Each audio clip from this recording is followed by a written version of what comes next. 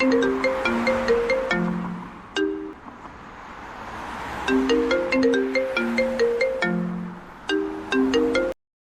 Jungkook को बार बार call कर रही थी और जंगकुक बार बार उसका कॉल रिजेक्ट कर रहा था। लिसा जंगकुक का पीछा छोड़ने का नाम नहीं ले रही थी, इसलिए जंगकुक फ्रस्ट्रेट होकर उसका कॉल उठा लिया। क्या हुआ लिसा, तुम बार बार मुझे कॉल क्यों कर रही हो?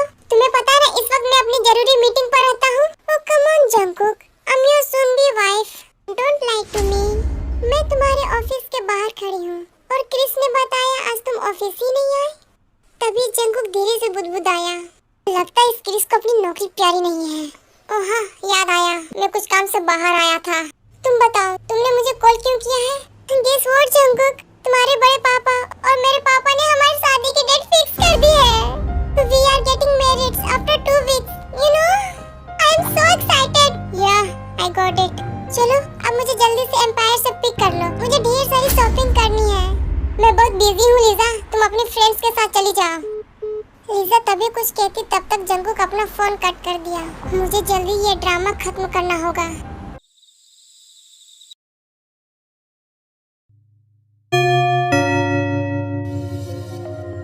मिन्हू अपने घर के लिविंग हॉल में सोफे में बैठकर अपने वकील से कुछ बात कर रहा था। तभी डोरबेल बजी। एक नौकर ने गेट खोला और मिन्हू घर के अंदर आया। चल मिन्हू, लग जा अपने काम पर। अच्छा हुआ युनू तुम आ गए, नहीं तो मैं तुम्हारे पास आने वाला था।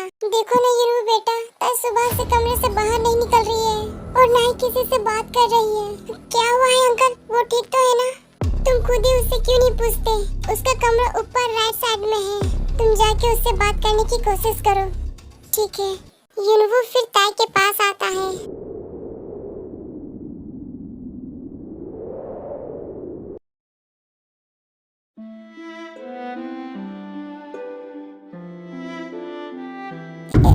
युनू तुम यहाँ? हाँ मैं तुमसे मिलने आया हूँ। अंकल ने बताया कि तुम्हारी तबीयत ठीक नहीं है। क्या हुआ है तुम्हें? युनू फिर ताई के माथे पर हाथ लगाकर देखता है। तुम्हें तो कितनी बुखार है ताई, ये कैसे हुआ? क्या तुमने दवाई ली? तुम इतना लापरवाह कैसे हो सकती हो ताई? युनू उसे किसी बच्चे की तरह डांट रहा था। क्या हुआ ताई, तुम रो क्यों रही हो? आई एम सॉरी, तुम्हारी तबीयत खराब है और मैंने तुम्हें डांटा। वो ताई का आंसू साफ करते हुए फिर बोला, क्या हुआ ताई, तुम रो क्यों रही हो? और इधर मीनू दरवाजे पर खड़े होकर दोनों को देख रहा था। चल मीनू, लग जा अपने काम पर, यही अच्छा मौका है। फिर वो उन दोनों के पास चला जाता है। युनू बेटा, मैं बताता हूँ इसे क्या हुआ है। जी अंकल, मैं भी जानना चाहता हूँ कि ताई को क्या हुआ है, ये इतना परेशान क्यों है। ताई मीनू को देखते हुए अपना सर नाम में हिलाई, पर मीनू ने उसे इग्नोर किया और युनू को बोला, युनू तुमने कभी न कभी गैंगस्टर जियोन जंगकुक का नाम तो सुना ही होगा। जी। बात ये है कि फिर उसने सारा बात युनू को बता दिया कि कैसे वो जल्दी बैंकरप्ट होने वाला है और इसे बचाने के लिए जंगकुक ने ताई से शादी का प्रपोजल रखा है और वो ताई से 2 दिन में शादी करने वाला है। क्या ताई की शादी जियोन जंगकुक से? पर इस प्रॉब्लम से निकलने का कोई तो रास्ता होगा ना अंकल? हाँ, एक रास्ता तो है, लेकिन मुझे नहीं लगता कि ताई कभी इसके लिए तैयार होगी। पापा, अगर आपके पास कोई रास्ता है तो हमें बताइए, क्योंकि हमें उस राक्षस से शादी नहीं करनी, तुम्हारी और युनू की शादी। क्या पापा, आप क्या कह रहे हैं? हम युनू से शादी कैसे कर सकते हैं? तुम्हें याद है, मैंने सुबह भी तुम्हें इसी बारे में बात की थी। मैं तुम्हारी शादी किसी और से नहीं बल्कि युनू से ही करवाना चाहता था। मैं इसके बारे में युनू के डैड मिस्टर चा से भी बात करने वाला था, लेकिन उस जंगकुक ने सब गड़बड़ कर दिया। मैं तुम्हें खुश देखना चाहता हूँ ताई, और मुझे पता है युनू तुम्हारा ख्याल अच्छे से रखेगा। तुम मेरी बेटी का ख्याल रखोगे ना युनू? हमारे बीच ज्यादा सोचने का वक्त नहीं है ताई। मैं तुम्हें जंगकुक जैसे इंसान के साथ पूरी जिंदगी गुजारते हुए नहीं देख सकता। तुम नहीं जानती वो कितना खतरनाक है। इससे पहले जंगकुक तुमसे शादी कर ले, तुम युनू के साथ शादी करके कहीं दूर चली जाओ। जो भी होगा मैं सब संभाल लूंगा और तुम इंजन का फिक्र मत करना, मैं उसका अच्छे से ख्याल रख लूंगा। मिन्हू ताई को इतना यकीन से कहा था कि ताई को अंदाजा नहीं हुआ कि मिन्हू ने उसे कितनी आसानी से मैनिपुलेट कर दिया था। ठीक है, हम युनू से शादी करने के लिए तैयार हैं, लेकिन युनू, हाँ ताई इन्हू से शादी करने के लिए मान गई थी और इन्हू की जी से बिना मांगे उसकी मुराद पूरी हो रही थी। वो ताई को बहुत पसंद करता था, इसलिए वो भी ताई से शादी करने के लिए तैयार था। दोनों को शादी के लिए हामी भरते देख मीनू अंदर ही अंदर बहुत खुश हो रहा था, लेकिन वो बाहर से ऐसा दिखा रहा था कि वो ये शादी मजबूरी में करवा रहा हो। कल के लिए कुछ देर प्लानिंग करने के बाद युनवू वहाँ से चला गया। मुझे पता है ये बहुत जल्दबाजी में हो रहा है, पर तुम युनवू के साथ बहुत खुश रहोगी। वो बहुत अच्छा लड़का है। अच्छा था, अब तुम आराम करो और किसी बात की टेंशन मत लो। मीनू फिर उसके रूम से बाहर आ जाता है। तुम कितनी भोली होता है, तुम्हें बेवकूफ बनाना कितना आसान था। वो मुस्कुराते हुए वहाँ से चला गया। उसके जाने के बाद जीसू एक बड़े से गमले के पीछे से निकली। वो मीनू की चालाकी देखकर हैरान थी।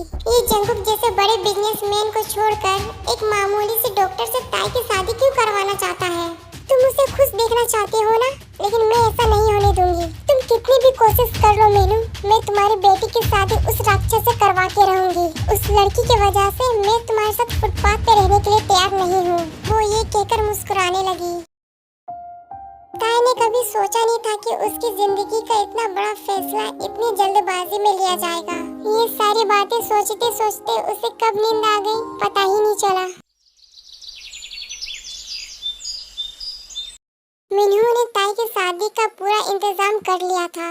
उसने मंदिर के पंडित से भी बात कर लिया था। वो जानता था कि जंगकुक उसके प्लान को कभी जान नहीं पाएगा।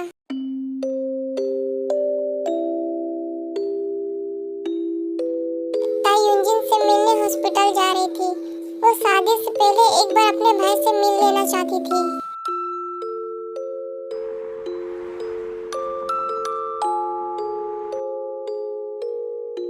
थोड़ी देर बाद वो हॉस्पिटल पहुंच जाती है। ताई फिर सीधे युनजिन के वार्ड में चली जाती है। दी आप आ गई, मैं अभी आप ही के बारे में सोच रहा था। ताई फिर युनजिन को अपने हाथों से खाना खिलाती है।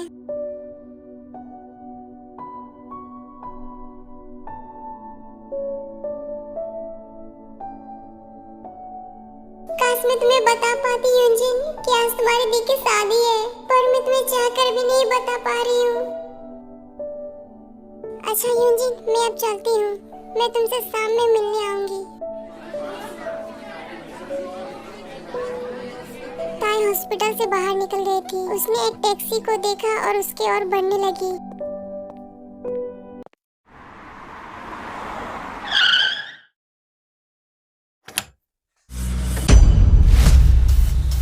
नहीं, ये नहीं हो सकता। कहीं नहीं पता